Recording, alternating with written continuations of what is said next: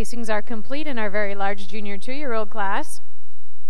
Third in the class is entry 3418, Ms. Kendren Sanchez Feather, exhibited by Todd Wendorf and Doug Lemke of Oconomowoc, Wisconsin.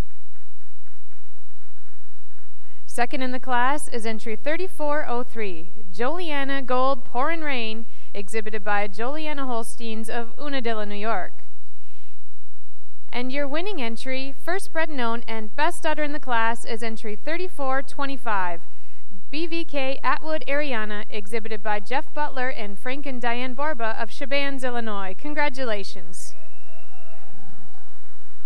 Judge Heath, your comments.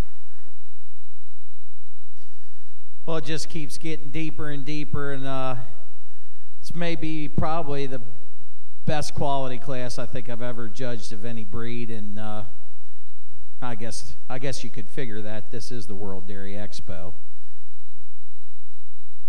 Well, I guess if anyone wants to call, I guess some of my friends there last night said maybe I didn't get wound up enough in some of the classes. This is a slam dunk. This is a Clyde Drexler tomahawk dunk, this first heifer right here.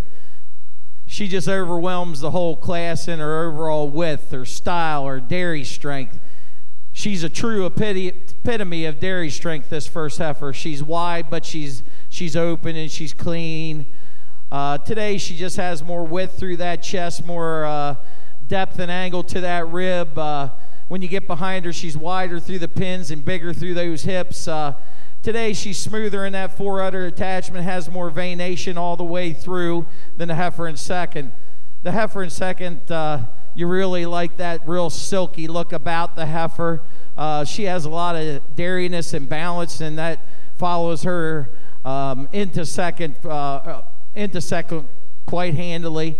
Today she's just a little more open, silkier, and have more bloom to the udder than the third place heifer. She's higher and wider in the rear udder, and she's fuller in that fore udder and longer in that fore udder today, and just has more silkiness all the way through. The third heifer, I really like, maybe just a touch wider kind of heifer than the second place heifer, but today I just like to see a little more bloom and pop to that rear udder.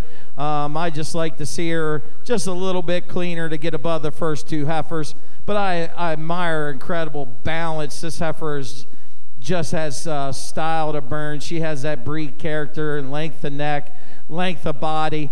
Today she places over the fourth heifer in her width of her chest, her depth of her forerib, her drop to her midsection, and just her overall power and balance all the way through. Furthermore, she's more comfortable moving on those hind feet and legs, cleaner in that hock area today, and just a little smoother in that fore udder attachment. The heifer coming out fourth has that big rear udder. You really admire that deep crease and the veination on the rear udder, and a pretty fore udder with veins all over it. It's a very stylish heifer, but I just like to bulk this heifer up to get her any higher, like to widen her in that chest and give her more width and mass all the way through. She places over the heifer following out in fifth.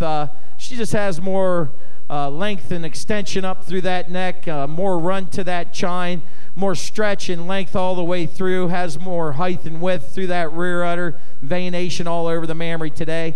The fifth heifer, a real young heifer, a heifer that you really like to balance all the way through. She's an August heifer, a real immature heifer, a heifer that has a lot of future as she matures down the road.